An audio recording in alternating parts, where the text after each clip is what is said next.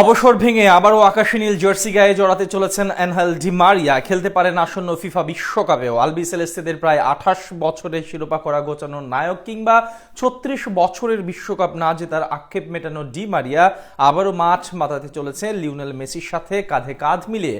এমনকি তাকে নিয়ে পরিকল্পনার কথাও ভাবছে Argentine coach Lionel Scaloni. Di মারিয়ার এমন হুট করে অবসর ভেঙে ফিরে আসা এবং বিশ্বকাপ দলে থাকার সম্ভাবনা নিয়ে বিস্তারিত জানবো প্রতিবেদনে। বিশ্বকাপের মঞ্চে শিরোপা ধরে রাখার মিশন প্রস্তুত আর্জেন্টিনা। ২০২২ কাতার বিশ্বকাপ জয়ের সেই স্মৃতি এখনো টাটকা ফুটবল ভক্তদের মনে। লিওনেল মেসির হাত ধরে দীর্ঘ ৩৬ বছরের অপেক্ষার অবসান ঘটিয়ে বিশ্বকাপ জিতেছিল আলবিসেলেস্তারা। এবার যুক্তরাষ্ট্র, কানাডা ও মেক্সিকোর মাটিতে সেই শিরোপা ধরে রাখার চ্যালেঞ্জ রয়েছে আকাশী নীলদের জন্য।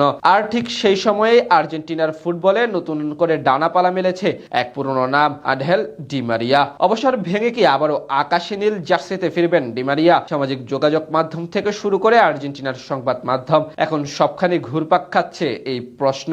৩৮ বছর বয়সেও মাঠে তার পারফরমেন্স বলে দিচ্ছে এখনো ফুরিয়ে যাননি তিনি, বরং আগের মতোই বড় ম্যাচের খেলোয়াড় হয়ে উঠতে পারেন যে কোনো মুহূর্তে। শৈশবের ক্লাব রোজারিওর সেন্ট্রালে ফিরে গিয়ে যেন নতুন জীবন পেয়েছেন এই কিংবদন্তি। ২০২৫ সালের দ্বিতীয় দফায় ক্লাবে যোগ দেওয়ার পর থেকেই দুর্দান্ত ছন্দে আছেন তিনি। চলতি মৌসুমে ৩০ ম্যাচে করেছেন ১২ গোল, পাশাপাশি সতীর্থদের গোল করাতেও রেখেছেন বড় অবদান। তার অভিজ্ঞতা, গতি আর বড় ম্যাচের মানসিকতা এখনো আর্জেন্টিনার জন্য সম্পদ হতে পারে বলেই মনে করছেন অনেকে।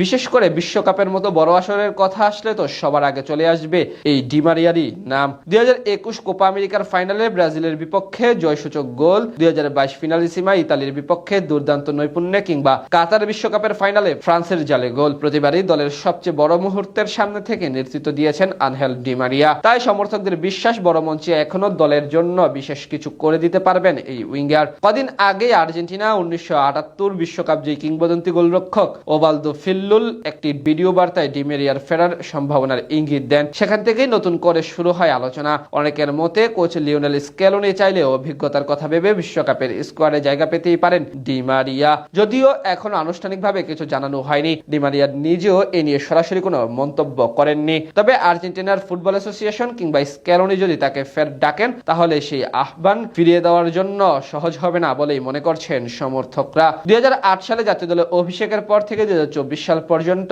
আর্জেন্টিনার হয়ে ১৪৫ ম্যাচ খেলেছেন আনহেল ডি মারিয়া। করেছেন ৩১ গোল, জিতেছেন বিশ্বকাপ, কোপা আমেরিকা এবং ফিনালিসিমার মতো বড় শিরোপা।